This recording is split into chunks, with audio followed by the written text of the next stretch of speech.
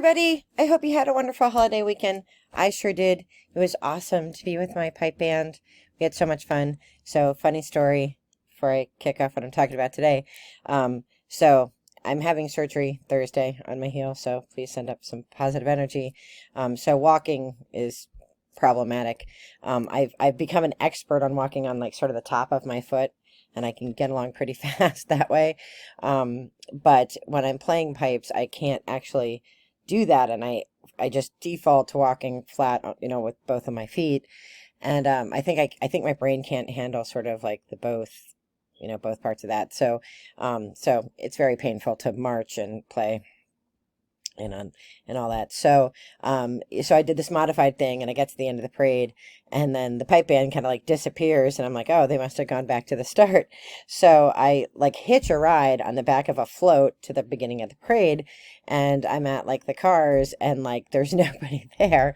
So I get a text from the guy that was acting pipe major, and he's like, oh, we've been asked to play at the carnival, which is where the parade ended. And I'm like, oh crap, like how am I going to get back there? I couldn't walk through the first time. How am I going to get back there now?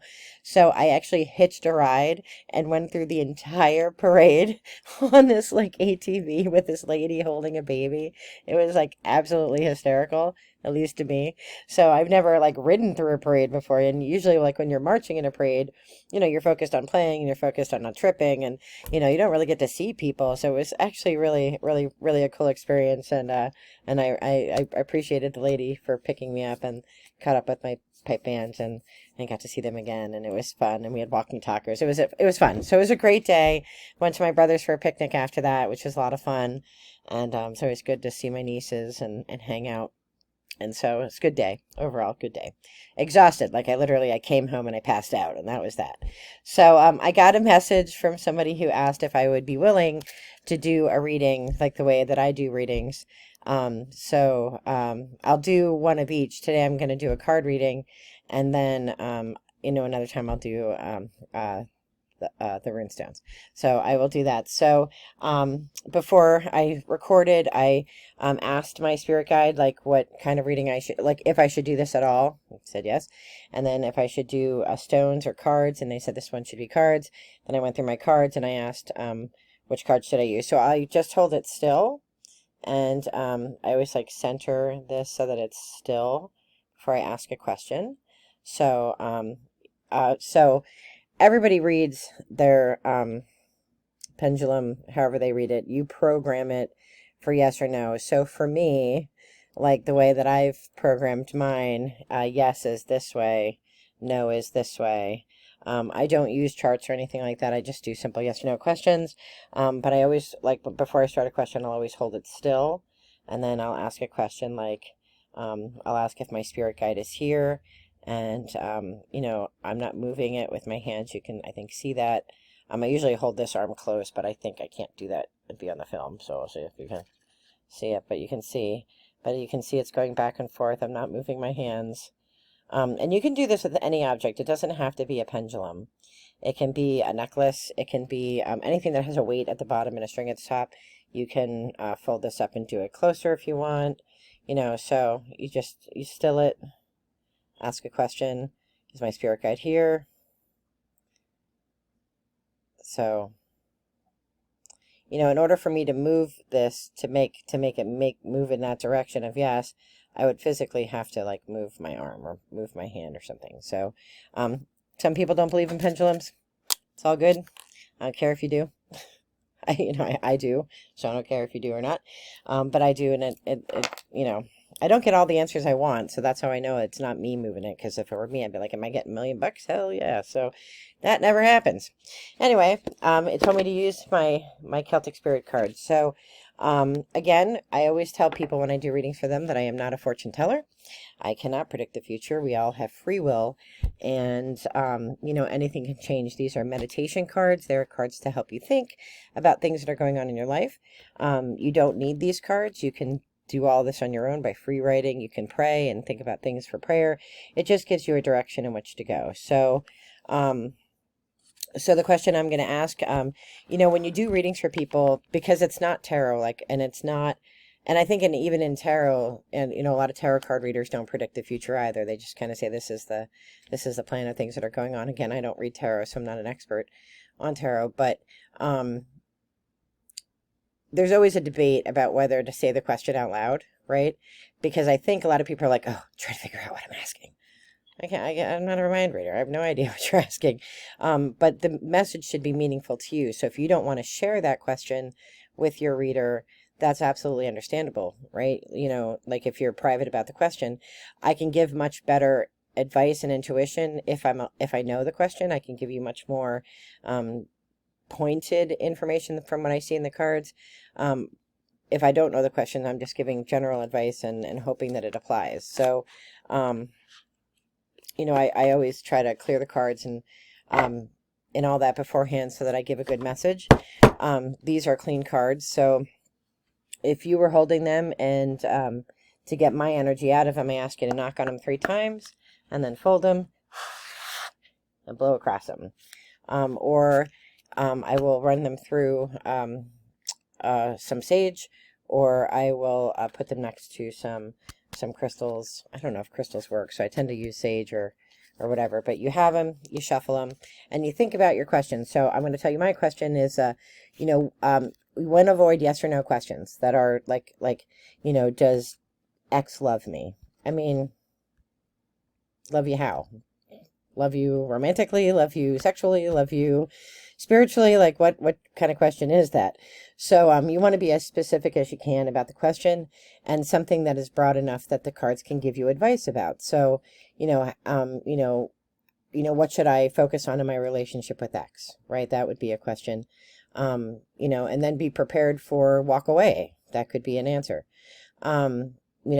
It's very hard. It's like, does somebody love me? Am I going to have 15 children? Like, again, you have free will. So if you want 15 children, you better get busy.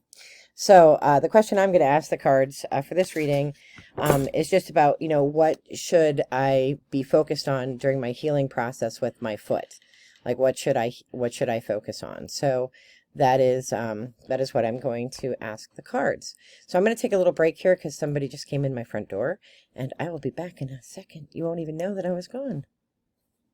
I don't know about where you live, but where I live, there's constant interruption. So anyway, back to the reading of the cards. So the tools I have in front of me are the cards. I have my pendulum, which I showed you before, and I have my journal.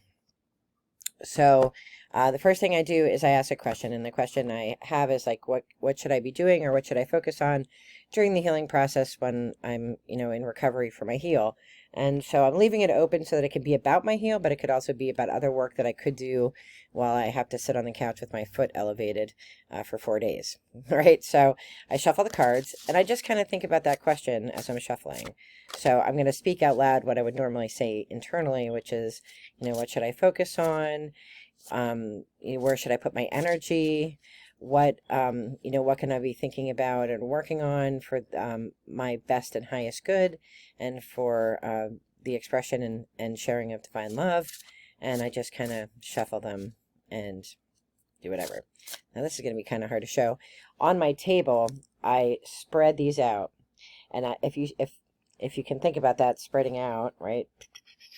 There's a point where the cards kind of split. And like, when you do like a sweep, there'll be a place where they naturally split. That is the card I pick. For this reading, I could do a 3-card reading. I could do a 1-card reading. And I also do Celtic Cross. I do other kinds of readings too. My friend Pat gave me a sort of a packet of different kinds of readings that I can do, journey and all kinds of things.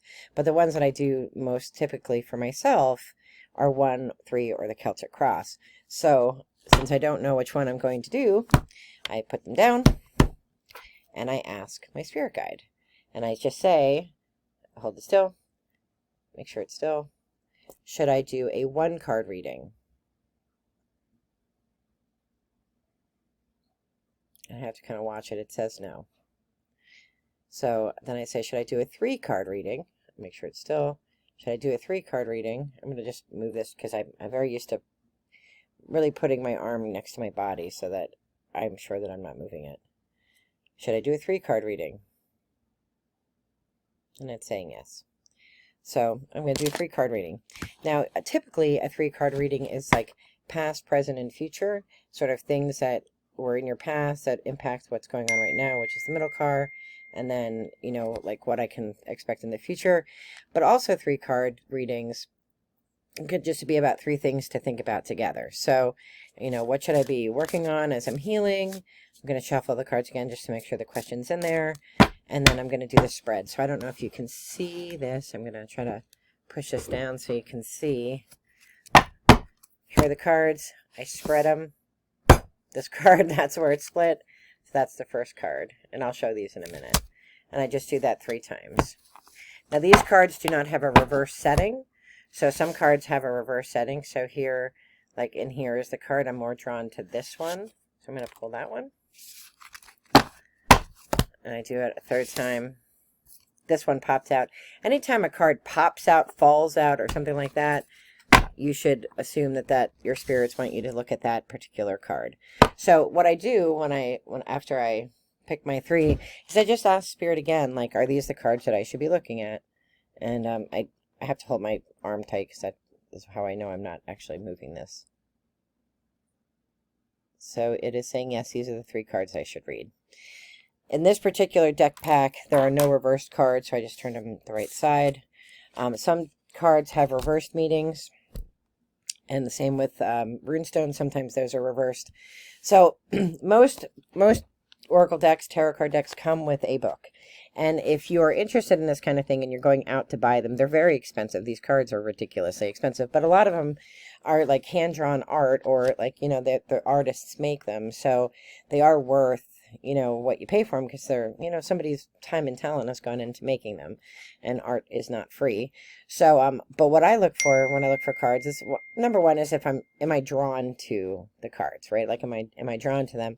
I don't typically go for cards that I would consider in conflict with my Christian beliefs. So I tend to go with cards that they can talk about gods and goddesses. I don't get upset about that, but if they're too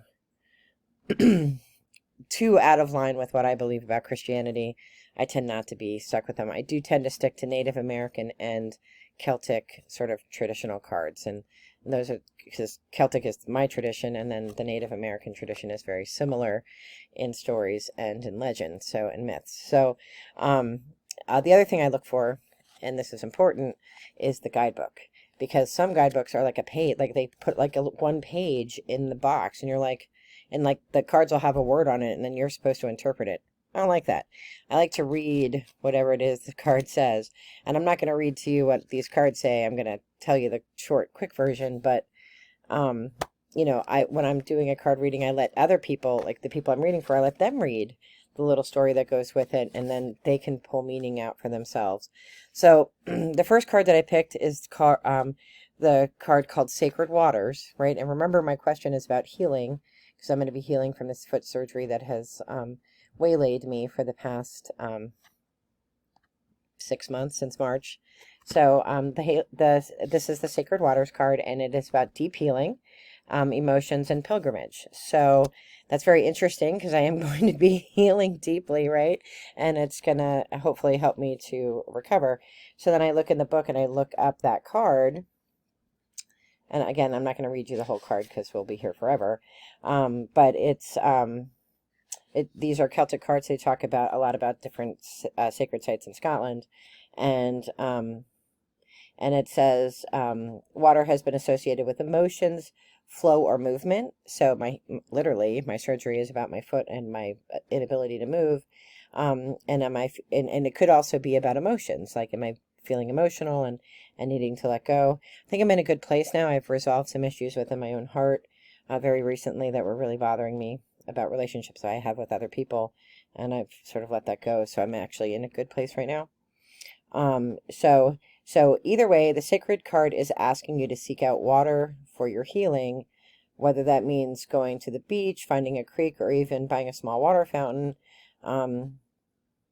and like kind of going with the flow. So, you know, water has always been a very healing elixir for me. I was a swimmer. I love water. I love being near water. I love being around water. So as part of my healing process, Dave might have to cart me out to a waterfall or something that I can sit and at least feel part of nature, even though I can't walk in it. Another part of this card is the aspect to do a pilgrimage of some sort as part of my healing process. So if that's an internal pilgrimage or an external pilgrimage, I'm going to Maine in August, and I'm having the surgery this Thursday so that I can make that happen. And so maybe that's the pilgrimage it's talking about. But it doesn't necessarily mean a physical pilgrimage. It could be like, take this time while you're kind of laid up to take a personal internal pilgrimage through your emotions to make sure that you're really on solid ground with the relationships you have and sort of where you are with them. So the card is asking you to step out of your comfort zone and take a journey to somewhere you haven't been to receive a deep healing that is necessary for you at this time.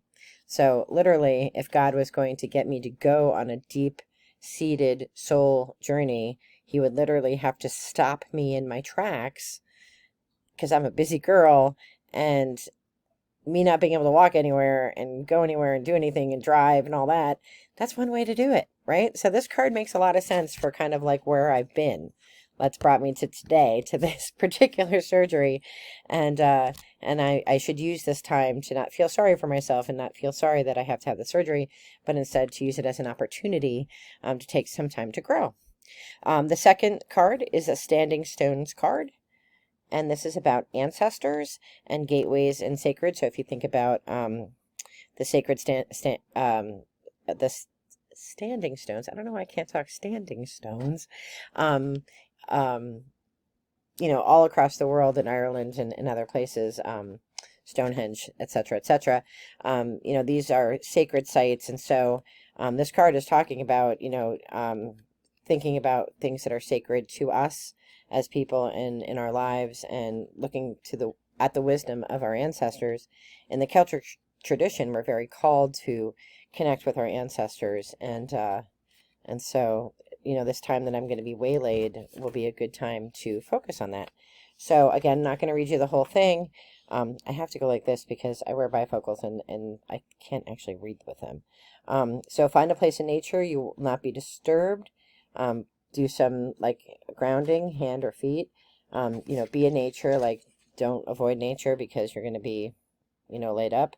And then, take your spirit on a journey and, try to think about things that help you to develop your tools and wisdom. And that's kind of always the thing that I'm drawn to, love and wisdom. Those two concepts are sort of like the, I don't know, the pillars of my spiritual journey, is how can I bring the most good through divine love and through wisdom. And, so it's telling me that I'm going to have this time while I'm healing to really focus on developing those skills. You're always developing. It's not, I feel like the same about piping, right? When people tell me like, oh, I know how to play pipes, I'm like, listen, none of us know how to play pipes. We all have to keep going. Same with hiking. You're not a through hiker till you make it all the way through. So, you're still a day hiker or a section hiker until that day, right? So, I think this time that I'm going to have, this time that I'm not going to be able to be physically moving, I can spend my time spiritually moving. The final card is the Shaman Spiral. And that is awareness, practice, and connection. So it's kind of like this time that I'm going to have healing and off my feet and not able to do anything. I can use it in my ability to help myself be aware of any talents that I possess, but also be aware of the talents that others possess. And then I can practice what I preach and help other people connect to spirit. And so let's just make sure that that's what the card actually says. And then, so it is the solitary shaman's alone, and it's the walker between worlds who bridges the gap between the physical and non-physical realities. I watch a lot of folks on YouTube, and there's a lot of garbage out there. There's just no better way to say it. You watch some of this stuff and you're like, really? Like, seriously? I believe they believe in themselves. I think some people are, um, frauds. I mean, just to put it bluntly, I think there are a lot of frauds out there. And so, sort of my mission in doing this video series and the blog is to show that there are at least one person out here is not a fraud. Like, I'm not selling you anything. I don't make money from this channel. I don't make money from any readings. I don't take money. So, I don't take money from people who stay in my yard. Like, I'm not in it for the money. I'm really in it for the connection, because I think our world needs so much healing. Just yesterday on the 4th of July, so many bad things happened here in the U.S., kind of all over here in Philadelphia, which is near to me, and in across the country. And our world needs healing. And I think if we can be ambassadors of peace and love, we can get back to a place where we're not having mass shootings and we're not having such angry and upset people. So I get like 5 views. That's okay, because at least I feel like Spirit's leading me to do something in the world to bring peace, divine love, and wisdom to it. So that is the reading. Of course, when I'm doing my own reading, it's much longer. It's much more in depth. I have a quiet space as far as my home will allow it. So when I'm done with my reading, I just ask again, was this the correct reading that I was supposed to collect from here? And see if it says like I should keep studying or keep going, but it says yes. And then I write down all the cards that I had in my journal, and then I set a timer and I write for 1 solid minute what I took from the reading. Like, this is the nuts and bolts of this reading. And when I'm done with that, I use the pendulum again to ask if that is correct, like I read the message correctly. And then I don't do that for other people's readings. I don't do the 1 minute thing. I have them do it so that they can take something tangible home with them as a reminder. I have them take a picture of the cards. They can take a picture of the books, so that they can remember it and think about it later, and then pray on it. So, my spirituality is connected to my religion, which is Christianity. So I sort of combine the two, and then I pray about the issues that are brought up in the cards and the things that I should be thinking about. And I'm always asking God. One of my favorite passages is, let the words of my mouth and the meditation of my heart be always acceptable, my strength and my redeemer. And so I always strive for that. And being of the modern world, I have quite a potty mouth sometimes, and I really am trying to curb that, because you can't be wise and also be a trashy talker. So I'm trying to do a better job at that and not be so colloquial. I'm trying not to be so modern in how I speak, but I do come from a long tradition of people who swear. So anyway, that's my spiel for today. Thank you for listening. This is a long video. I wish all of you well, and I will, I'm not sure if I'll get a video out before my surgery, so send light and love if you have any extra to spare, and I will send all of you light and love as well. Be well. Peace out. Bye-bye.